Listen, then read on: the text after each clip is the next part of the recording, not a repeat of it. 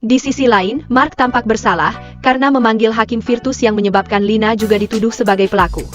Tak berselang lama, Mark mendengar ledakan dahsyat yang membuatnya makin cemas. Sementara Virtus memegangi wajahnya, matanya tampak seperti mata singa. Sedangkan Jinwoo terkesan dengan Virtus yang mampu menahan serangannya dan berniat mengambil kekuatannya.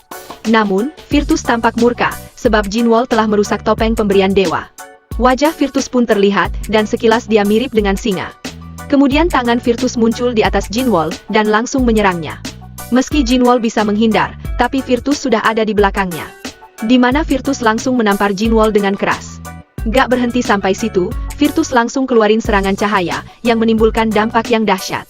Di sisi lain, Mark menerima telepon dari Lina dan dia disuruh selamatin si Jinwoo.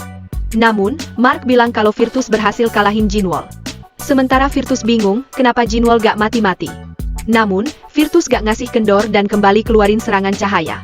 Sampai akhirnya aksi Virtus terhenti karena Kiranos yang menghubunginya lewat telepati. Kranos pun menjelaskan kalau Jinwoo itu sudah terdaftar sebagai petarung dari bumi buat ikut turnamen GSP. Ternyata setelah dapat tekanan dari alien yang lain, Kiranos mau daftarin Jinwoo, tapi dengan syarat Lina harus isi formulir dengan aksara alien peradaban tinggi. Grok pun protes, tapi Kiranos jelasin kalau itu sesuai prosedur. Tanpa diduga, Lina mampu mengisi formulir itu. Kiranos pikir Lina ngasal, tapi ternyata Lina menulis dengan benar. Atas kejadian itu, Virtus menduga ada pihak lain yang bantuin mereka. Pada akhirnya, Virtus gak jadi ngekill si Jinwoo, lalu pergi membawanya ke suatu tempat. Mark pun langsung lapor ke Lina via telepon, bikin Lina panik. Tapi Kiranos jelasin, kalau Jinwoo dibawa ke gedung perawatan peserta.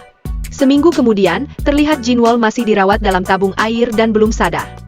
Mark pun ngerasa pesimis kalau Jinwoo masih bisa gelut, tapi Lina tetap pede sama Jinwoo.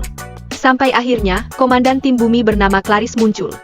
Clarice kasih tahu Lina kalau dia balik ke rencana awal di turnamen, yaitu kirim manusia terkuat di bumi yaitu Marcel. Tapi Lina malah gak yakin dan maksa Jinwoo bangun. Clarice pun nenangin Lina, dan bilang kalau Marcel itu kuat dan memiliki teknologi termutakhir dari bumi, sehingga dia yakin gak ada lagi yang bakal ngeremehin warga bumi. Yo!